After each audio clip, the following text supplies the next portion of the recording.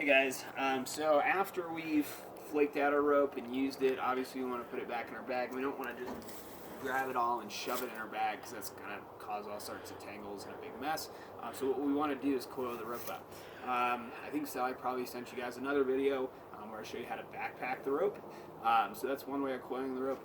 The other way is what we call butterfly coil, and I'm going to show you that starting from one end of the rope. So basically I'm going to take that end and I'm going to loop it over my shoulder like so. And I'm just going to keep doing that back and forth. What you notice, it's open here in the middle. That's why I call it a butterfly coil, because you got these coils on both sides. And I'm going to just keep doing this back and forth. You notice I'm keeping the coils about the same length.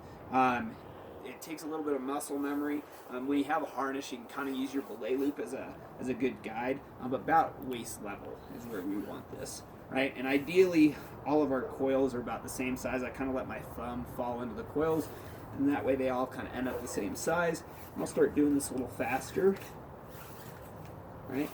So this is also sort of organizing the rope. You see we have a little bit of a tangle there, no big deal, because it won't be there since I'm coiling this rope up. It'll help me for when I'm flaking it out. It'll be a little more organized. Alright, so I'm going to do this until I'm almost to the end of the rope.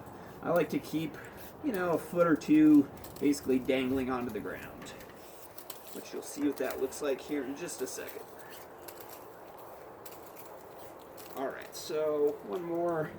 So about that much, right? So not much left. Now I got to get it into my hand.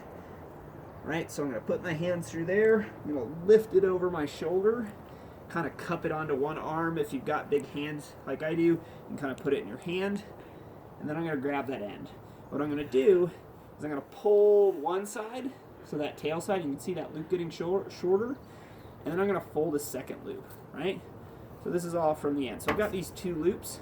So I got one loop, two loops. I'm going to wrap through the middle here towards my second loop. Right? And I want to kind of hold on to it first. And what you'll notice is as I wrap through here, I'm going to wrap over my first wrap, right? So that little cross there holds this all together. And as I continue to wrap, now it holds itself together. I can be a little more relaxed. Just keep going through the middle. Try to keep them nice and clean and tight.